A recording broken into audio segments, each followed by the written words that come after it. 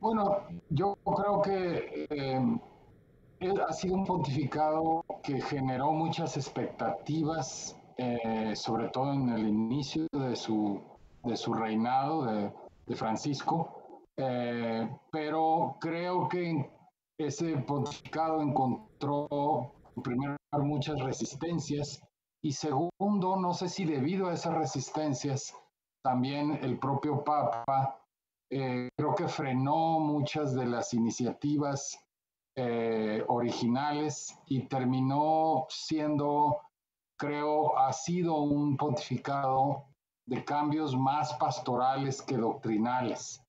Eh, Hay muchos que se cuestionan y dicen que en realidad el Papa ha hecho muchos cambios, que ha transformado la cierta manera de ver desde adentro lo que sucede en el a partir de los cambios, sobre todo en materia de austeridad que él ha propuesto.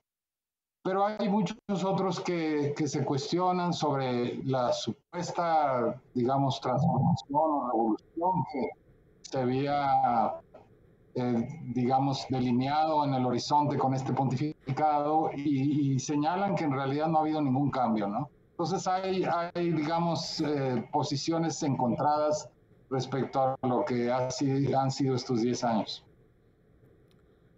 Roberto, ¿qué expectativas han quedado truncas y las resistencias desde dónde, como para poner ejemplos? Sí, bueno, expectativas generó muchas desde el Papa cuando empezó invocando una necesaria austeridad interna, la necesidad de convertirse en una iglesia más orientada a servir que a servirse, digamos. Puso el ejemplo trasladándose a la residencia Santa Marta en un pequeño cuarto de 50 metros en lugar de vivir en el Palacio Apostólico. Y eso, digamos, fue una muy buena señal que anunciaba posibles cambios profundos en toda la estructura de la institución. Sin embargo, pues la institución es muy reacia a los cambios. Muchos se resistieron a esos, a abandonar sus privilegios y eso todavía lo seguimos viendo, digamos, ¿no? Y por otro lado, el Papa intentó, creo yo, algunas iniciativas, por ejemplo, en materia de aceptación de los católicos divorciados para que pudieran participar en la misa, digamos, y fueran, por lo tanto, parte de la comunidad, de la comunión eclesial. Y eso fue resistido y rechazado por muchos dentro de la iglesia que pensaron y dijeron que eso estaba en contra de la doctrina, que eso estaba en contra de lo que la iglesia misma propone. Ya no digamos otros asuntos en donde el Papa, por ejemplo, en materia de aceptación de los homosexuales, generó también muchas expectativas, pero en el fondo no cambió nada. En el fondo la doctrina respecto a la homosexualidad sigue siendo la misma.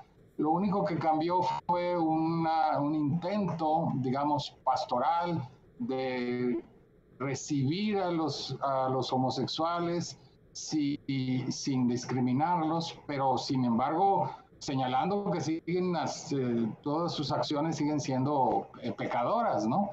Entonces esa es la ambigüedad en asuntos muy concretos. Y la resistencia vino desde adentro, vino desde los sectores más conservadores, que obviamente no querían ningún tipo de cambio, ¿no? Y el Papa, hay que entender que es un Papa argentino con una cultura política argentina, tratando de equilibrar desde posturas populistas ambas posiciones, ¿no? Un ejemplo de ello fue cuando vino la canonización de Juan Pablo II, de Juan Pablo II, y él al mismo tiempo metió la canonización de Juan XXIII, un poco para equilibrar. Y yo creo que en esos equilibrios se han perdido muchas de sus iniciativas también.